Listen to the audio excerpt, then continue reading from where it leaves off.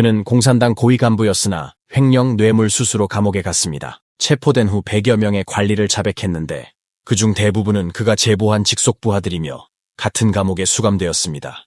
기자가 그에게 물었습니다. 어색합니까? 그는 어색하지 않다고 대답했습니다.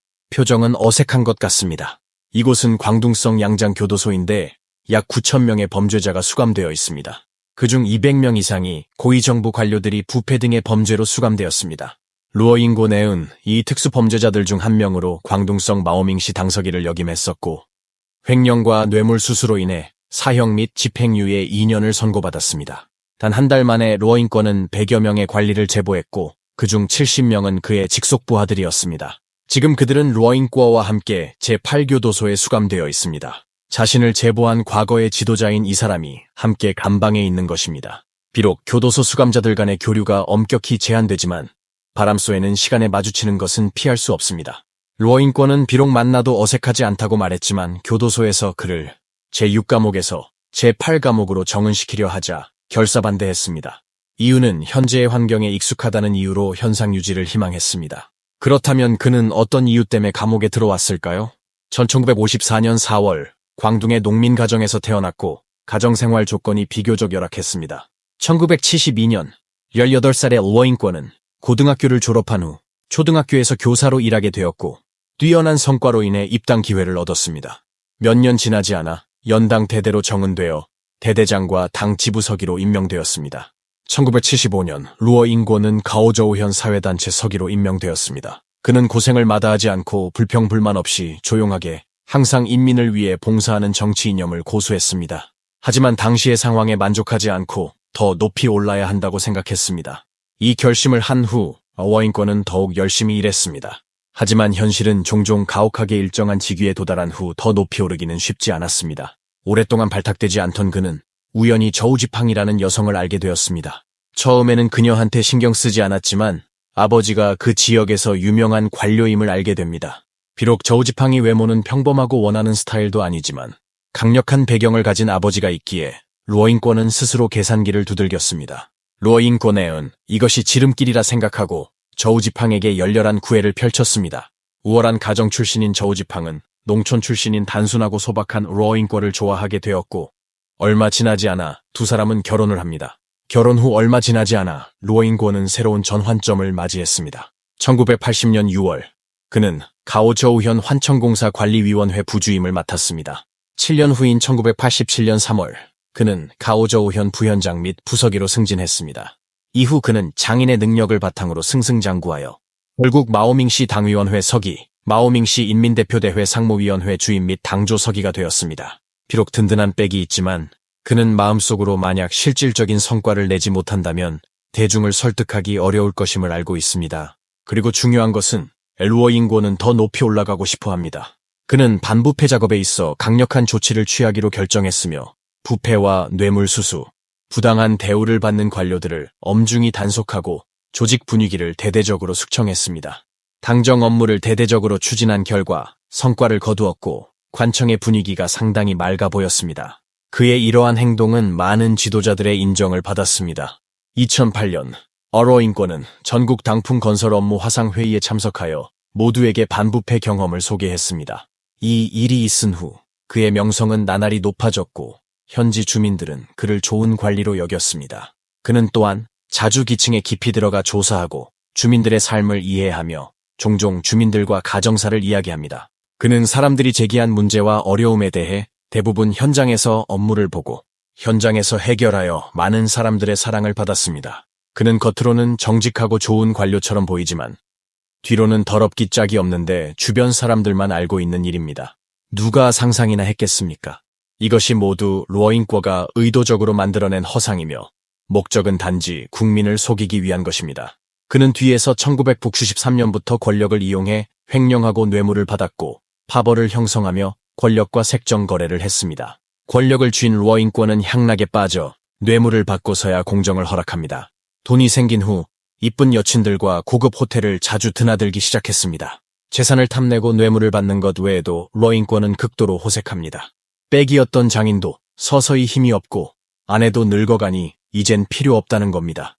많은 상인들이 그에게 일을 부탁하기 위해 온갖 방법을 동원하여 그의 취향을 만족시켰습니다. 돈과 선물을 주는 것 외에도 그에게 예쁜 여자친구를 소개시켜줍니다. 누가 보내던 아로인권은 다 받아들이다 보니 60여 명이나 되었습니다. 횡령으로 감옥에 들어가서 유일하게 아는 사람이 주유경입니다. 그는 광둥성 마오밍시 인민대표대회 주임을 역임했고 이전에는 당위원회 서기를 역임한 바 있습니다. 주유경도 러잉과에게 4천만 원을 상납한 적이 있습니다. 러잉과가 감옥에 간 후 그는 두려움과 불안 속에서 살았고 법적 제재를 피하기 어렵다는 것을 잘 알고 어쩔 수 없이 운명의 심판을 기다릴 수밖에 없었습니다. 결국 그는 러잉과의 제보로 인해 감옥에 갇혔습니다. 그는 또한 26억 원의 뇌물을 받은 사실을 자진해서 자백했고 이러한 부정한 돈은 은퇴 후 사용할 계획이라 한 푼도 쓰지 않았던 것입니다. 주유경은 수감되기 전에 부청급 간부인데 비해 당시 월급은 60만 원도 되지 않았습니다.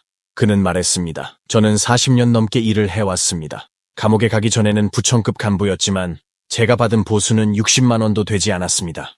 다른 한편으로 우리 같은 사람들은 모두 이런 생각을 가지고 있습니다. 사람이 은퇴할 때가 되면 자신의 기회가 없어지고 나이가 들면서 몸이 좋지 않다는 것을 느끼기 때문에 조금이라도 챙기지 않으면 노후가 걱정되는 것입니다.